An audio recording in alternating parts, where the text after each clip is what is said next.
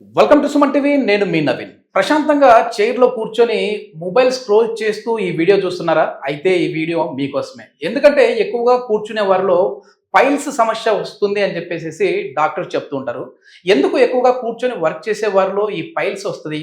అదేవిధంగా ఏమైనా టెన్షన్స్ ఎక్కువ తీసుకున్నా కూడా పైల్స్, ఫిష్లా వచ్చే విధంగా ఉంటుందా? వీటి గురించి తెలుసుకుందాం. ప్రస్తుతం మనం ట్రీట్మెంట్ రేంజ్ హాస్పిటల్లో ఉన్నాము. మనతో ఉన్నారు ప్రముఖ laparoscopic and laser surgeon doctor Vinay garu. Hi sir, నమస్తే అండి. హలో అండి. సార్, చాలా మంది కూర్చొని వర్క్ చేసే వాళ్ళలో, లేదంటే ఏ పని లేదు మేము మొబైల్ చూస్తూ ఉంటాం కూర్చొని అనుకునే వాళ్ళలో పైల్స్ వస్తాయి అని చెప్పేసి అన్నారు. నాకే ఆశ్చర్యం అయింది. అంటే అప్పుడప్పుడు మేము కూడా కూర్చొని ఎక్కువసేపు రీల్స్ చూస్తూ ఉంటాం. సో ఎక్కువ కూర్చునే వాళ్ళలో ఎందుకు ఈ పైల్స్ వస్తాయండి? ఎక్కువ కూర్చునే వాళ్ళలో పైల్స్ ఎందుకు వస్తాయి అంటే డైరెక్ట్ గా కాంట్రిబ్యూషన్ కాకపోయినా ఏంటంటే ఇండైరెక్ట్ గా మనకి ఎక్కువ కూర్చోవడం వల్ల మన మెటబాలిక్ రేట్ అనేది తగ్గిపోతుంది అండ్ వెయిట్ గెయిన్ ఉంటుంది, ఒబేసిటీ. ఈ రెండు కారణాలు ఏం చేస్తాయంటే మనకి ఇండైరెక్ట్ గా బాడీలో ఈ నడుము కింది భాగంలో ఉండే వెయిన్స్ లలో వాటిలలో ప్రెషర్ పెరుగుతుంది. సో వాటితో పాటు మనకి ఆ యానల్ దగ్గర ఉండే రెక్టల్ వెయిన్స్ అంటాము. సో వాటి మీద ప్రెషర్ పడి మనకి పైల్స్ తయారవుతాయి అంట. ఓకే. సో మనం ఎక్కువసేపు కూర్చోవడం కానీ కదలకుండా కూర్చోవడము, ఈ మధ్యలో ఏంటంటే చాలా మంది వాష్రూమ్కి వెళ్ళినప్పుడు ఆ టాయిలెట్ సీట్ మీద కూర్చొని దాని మీద కూడా మొబైల్ స్క్రోల్ చేస్తూ చాలా సేపు కూర్చుంటారు.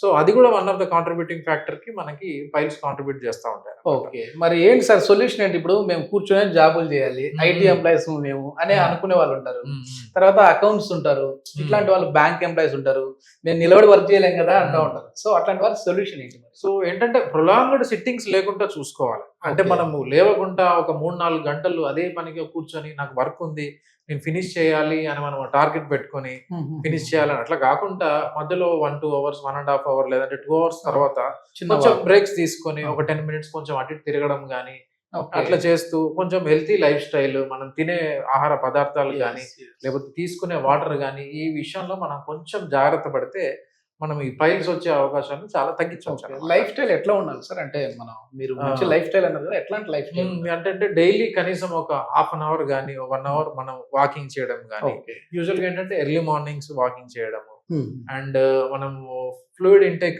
డైలీ కనీసం ఒక 2 to 3 లీటర్స్ ఆఫ్ వాటర్ తీసుకోవడం అండ్ ఆహార పదార్థాలు ఏంటంటే కొంచెం జంక్ ఫుడ్ అవాయిడ్ చేసి ఎక్కువ ఫైబర్ ఉండే ఫుడ్ తీసుకోవడం, అంటే ఆకుకూరలు, కాయగూరలు, ఫ్రూట్స్ ఇటువంటివి తీసుకొని కొంచెం సెడెంటరీ లైఫ్ స్టైల్ లేకుండా చూసుకుంటే మనకి వెయిట్ గెయిన్ అని ఉండదు అండ్ ఒబేసిటీ వీటిని అవాయిడ్ చేసి మనం ఇండైరెక్ట్ గా ఎట్లాగంటే ఈ పైల్స్ కూడా రాకుండా అవాయిడ్ చేయొచ్చు. ఎస్, మీ దగ్గర చాలా మందికి కూడా ఇప్పుడు ట్రీట్మెంట్ రేంజ్ హాస్పిటల్లో కొత్త టెక్నిక్ తో, అంటే లేజర్ ట్రీట్మెంట్ తోనే ట్రీట్ చేస్తా ఉన్నారు.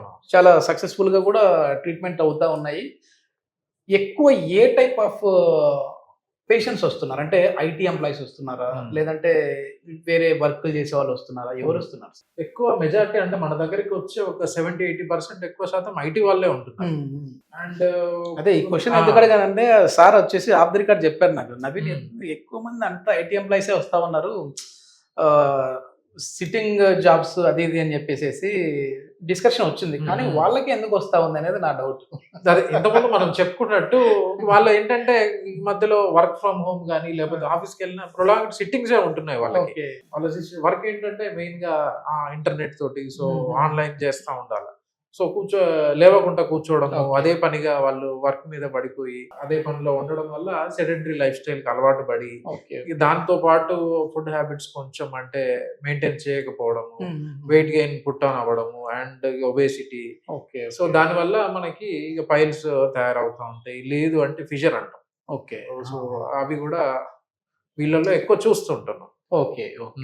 ఇంకా ఇది ఏమైనా మనకి మెంటల్ స్ట్రెస్ ఉన్న వాళ్ళకి కూడా వచ్చే విధంగా ఉంటుందా? దీనికి ఏమైనా ఇంటర్లింక్ ఉందా సార్? మెంటల్ స్ట్రెస్ కి పైల్స్ కి అంటే డైరెక్ట్ రిలేషన్ అయితే లేదు. కానీ ఒక రకంగా ఏంటంటే కొంతమంది ఎక్కువ స్ట్రెస్ ఉంటే, స్ట్రెస్ ఫీల్ అయితే ఎక్కువ తింటా ఉంటారు కొంతమంది. లేకపోతే అదే పనిగా తినడము, లేకపోతే సరిగా తినకపోవడము, వీటి వల్ల ఓవరాల్ గా బాడీ మీద, శరీరం మీద ఎఫెక్ట్ పడి మళ్ళీ కొంతవరకు ఈ పైల్స్ కూడా తయారయ్యే ఛాన్సెస్ ఉంటాయి. అంటే డైరెక్ట్ కాకపోయినా విత్ ఇతర కారణాల వల్ల మళ్ళీ అల్టిమేట్ గా ఈ పైల్స్ కి లీడ్ అవుతాం. ఎక్కువ స్ట్రెస్ ఉన్న వాళ్ళలో ఈ గట్ హెల్త్ ప్రాబ్లమ్స్ వస్తూ ఉంటాయి. కాన్స్టిపేషన్ మళ్ళీ పైల్స్ కి దారి చేస్తూ ఉంటారు. ఓకే. Okay sir. అంటే ఇప్పుడు ఈ పైల్స్ ఒకవేళ వచ్చిన తర్వాత భయపడేవాళ్ళు. ఒకప్పుడు ఏంటంటే ఓపెన్ సర్జరీ చేసేవాళ్ళు. ఒకసారి ఆ సర్జరీ అయిందంటే మళ్ళీ ఒక 1 మంత్, 20 డేస్ నుంచి ఒక 30 డేస్ వరకు ఇబ్బంది పడతా ఉండేవాళ్ళు. ఇప్పుడు ఎట్లాంటి ట్రీట్మెంట్ జరుగుతా ఉందండి ఇక్కడ ట్రీట్మెంట్? ఇంతకుముందు ఏంటంటే మొత్తం ఓపెన్ సర్జరీ, మనకి ఇప్పుడు ఈ లేజర్ గానీ ఇవన్నీ ఏమీ లేకుంటుండే. సో ఓపెన్ సర్జరీలో ఏం చేసేవాళ్ళంటే పైల్స్ అనే వాటిని ఏం చేసేవాళ్ళంటే, నేను ఇక్కడ చూస్తున్నాం ఇమేజ్ లో, వీటిలో ఏం చేసేవాళ్ళంటే వీటిని కట్ చేసేవాళ్ళు, లేదంటే ఒక బ్యాండ్ లైగేషన్ అది ఇది అంటాం.